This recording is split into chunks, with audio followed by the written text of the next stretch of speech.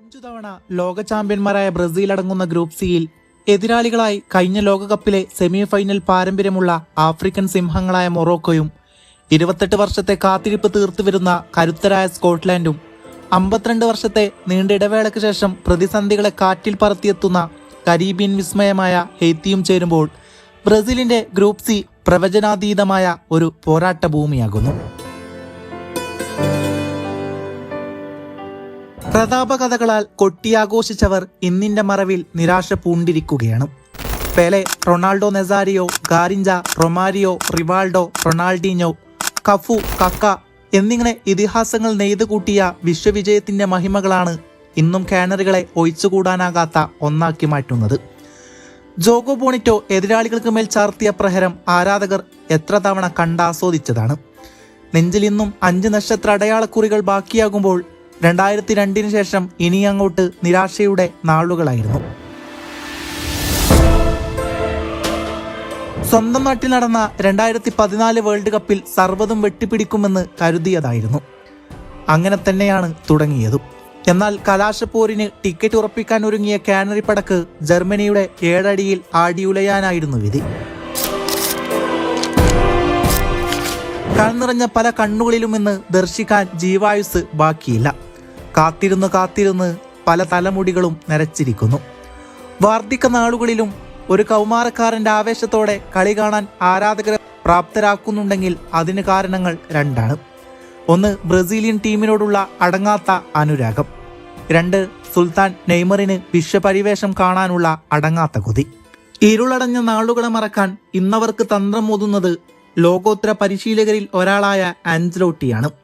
അദ്ദേഹത്തിന് കീഴിൽ ഓരോ പൊസിഷനിലും അത്രയും മികച്ച താരങ്ങൾ അണിനിരക്കുമ്പോൾ 6ാം കിരീടം സ്വപ്നം കണ്ടു തുടങ്ങുകയാണ് ബ്രസീൽ ആരാധകർ. ഇടയിൽ എവിടെയോ നഷ്ടപ്പെട്ടു പോയ പ്രതാപം ആരാധകർക്ക് മുന്നിൽ മിന്നിമറഞ്ഞു എന്ന് തോന്നിപ്പിച്ചുവെങ്കിലും അത് സുൽത്താന്റെ നൃത്തമല്ലാതെ മറ്റെന്താണ്. ആദ്യ നാളുകളിൽ കാർലോയുടെ പല വാക്യങ്ങളിൽ നിന്നും മനസ്സിലാക്കാൻ സാധിച്ചത് നെയ്മർ ഇത്തവണ വേൾഡ് കപ്പിന് ഉണ്ടാവില്ല എന്നായിരുന്നു. എന്നാൽ അയാളുടെ അഭാവം നൽകാൻ പോകുന്ന വിമർശനങ്ങൾക്ക് മുതിരാൻ കാർലോ തയ്യാറായില്ല. അദ്ദേഹത്തിന്റെ അനുഭവ സമ്പത്ത് ടീമിന് ഗുണകരമാകുമെന്ന വിശ്വാസം തന്നെയാണ് നെയ്മറിന് വെളിയെത്താനുള്ള പ്രധാന കാരണം.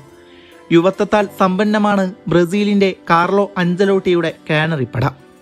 മുന്നേറ്റ നിരയിൽ Neymar, Vinicius, Rafeena, enteric, Martinelli എന്നിങ്ങനെ എന്തിനും പോകുന്നൊരു കൂട്ടാളികൾ മുന്നിൽ നിന്ന് നയിക്കാനൊരുങ്ങുമ്പോൾ എതിരാളികൾ അടിപതറുമെന്ന ഉറച്ച വിശ്വാസത്തിലാണ് കാർലോ അഞ്ചലോട്ടി. ഗ്രൂപ്പിൽ അറേബ്യൻ കഥകൾ പറഞ്ഞെത്തുന്ന മൊറോക്കോയാണ് ബ്രസീലിന് തലവേദന സൃഷ്ടിക്കാൻ കെൽപ്പുള്ള ചാവേർപ്പട.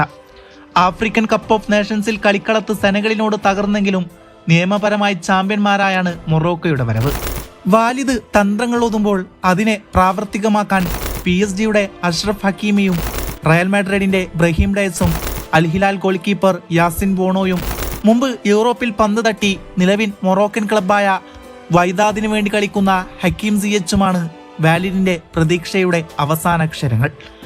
ലോകകപ്പ് യോഗ്യതാ റൗണ്ടിൽ ഗ്രൂപ്പ് ഇയിൽ നൈജീരിയയെ 5-0ക്കും കോങ്കോയെയും സാംബിയയും തകർത്ത് ആഫ്രിക്കൻ ഭൂഖണ്ഡത്തിൽ നിന്നും 2026 ലോകകപ്പിലേക്ക് ആദ്യമായി യോഗ്യത ഉറപ്പാക്കിയത് മൊറോക്കോയായിരുന്നു.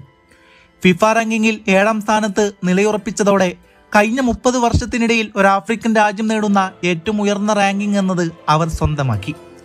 2022 ലോകകപ്പിലെ സെമി ഫൈനൽ വരെയുള്ള പോരാട്ടമാണ് ലോകകപ്പ് യാത്രയിലെ മികച്ച പ്രകടനം. 6ാം തവണ ആ മോഹക്കപ്പ് വീണ്ടും സ്വപ്നം കണ്ട് മൊറോക്കൻ പടയാളികൾ കളത്തിലേക്കിറങ്ങുമ്പോൾ കൊമ്പന്മാർ വഴിമാറുമോ എന്നത് കണ്ടറിയണം. 28 വർഷത്തെ കാത്തിരിപ്പം പേറിയാണ് സ്കോട്ട്ലാൻഡ് തങ്ങളുടെ 9ാം ലോകകപ്പിനായി വടക്കേ അമേരിക്കയിലേക്ക് വണ്ടി കയറുന്നത്. 1998 ശേഷം ലോകകപ്പിന് മാറ്റൊരുക്കാനൊരുങ്ങുമ്പോൾ ഗ്രൂപ്പ് ഘട്ടം ജയിച്ചു കയറുക എന്ന മോഹമാണ് ഇന്നവരെ വേട്ടയാടുന്നത്. കാരണം കളിച്ച ഒരു വേൾഡ് കപ്പിലും ഇതുവരെ ഗ്രൂപ്പ് ഘട്ടത്തിനപ്പുറത്തേക്ക് കടക്കാൻ സ്കോട്ട്ലാൻഡിന് സാധിച്ചിട്ടില്ല. അതുകൊണ്ട് തന്നെ ഇത്തവണ പ്രീ ക്വാർട്ടറിലേക്ക് യോഗ്യത നേടി ചരിത്രം കുറിക്കുകയാണ് കോച്ച് സ്റ്റീവ് ക്ലാർക്കിന്റെയും സംഘത്തിന്റെയും പ്രധാന ലക്ഷ്യം. ലിവർപൂളിന്റെ പ്രമുഖ താരം റോബർട്ട്സനാണ് കാലിഡോണിയൻ പടയെ നയിക്കുന്നത്. അയാൾക്ക് കീഴിൽ നെപ്പോളിയുടെ സ്കോട്ട് മാക്ടോമിനോ, ആസ്റ്റൺ വില്ലയുടെ ജോൺ മാക്ഗിങ്, മുൻ ആർസണൽ താരം ടിയർനി എന്നിവരുടെ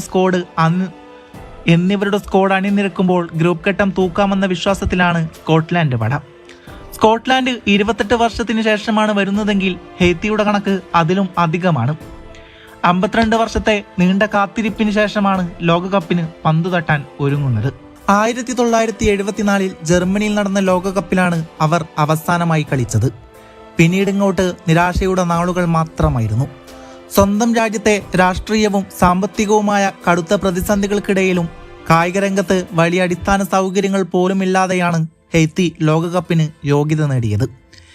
യോഗ്യതാ റൗണ്ടിൽ കോസ്റ്ററിക്ക, ഹോണ്ടുറാസ്, നിക്കോരാഗ തുടങ്ങിയ കരുത്തരെ മറികടന്നാണ് ഗ്രൂപ്പിൽ ഒന്നാമതായി ഹെയ്ത്തി ലോകകപ്പിന് ടിക്കറ്റ് ഉറപ്പിച്ചു നിന്നോർക്കുക. അവരുടെ പ്രധാന കരുത്ത് ഗോൾ വേട്ടക്കാരൻ ഡെക്കൻ നാഡ്സോൺ തന്നെയാണ്. രാജ്യത്തിനായി 44 ഗോളുകളാണ് ഇതുവരെ അയാൾ അടിച്ചുകൂട്ടിയത്. യോഗ്യതാ മത്സരങ്ങളിൽ കോസ്റ്ററിക്കയ്ക്കെതിരെ ഹാട്രിക് അടക്കം 6 ഗോളുകൾ നേടി ടീമിനെ നയിച്ചതിൽ പ്രധാനിയാണ് ഡെക്കൻ നാഡ്സോൺ. ഗോൾ കീപ്പർ നായകനായ ജോണി പ്ലാസിഡ്, പ്രതിരോധ താരം റിക്കാർഡോ അഡെ എന്നിവരാണ് ടീമിന്റെ കരുത്ത്. 2ാം ലോകകപ്പിനിറങ്ങുന്ന ഹെയ്റ്റിക്ക് കോച്ച് സെബാസ്റ്റ്യന്റെ കീഴിലെ ആദ്യ ലക്ഷ്യം ലോകകപ്പ് ചരിത്രത്തിലെ തങ്ങളുടെ ആദ്യ പോയിന്റ് നേടുക എന്നത് മാത്രമാണ്. ഒപ്പം പ്രീ ക്വാർട്ടർ യോഗ്യത ലക്ഷ്യമാക്കി അത്ഭുതങ്ങൾ സൃഷ്ടിക്കുക എന്നതുമുണ്ട്. ബ്രസീലും മൊറോക്കോയും സ്കോട്ട്ലാൻഡും ഹെയ്ത്തിയും ഒരേ ലക്ഷ്യത്തിനായി പോരാടുമ്പോൾ ആരുടെയെല്ലാം തന്ത്രമാണ് ഇവിടെ ലക്ഷ്യമായി മാറുക എന്നത് കണ്ടറിയുക തന്നെ വേണം.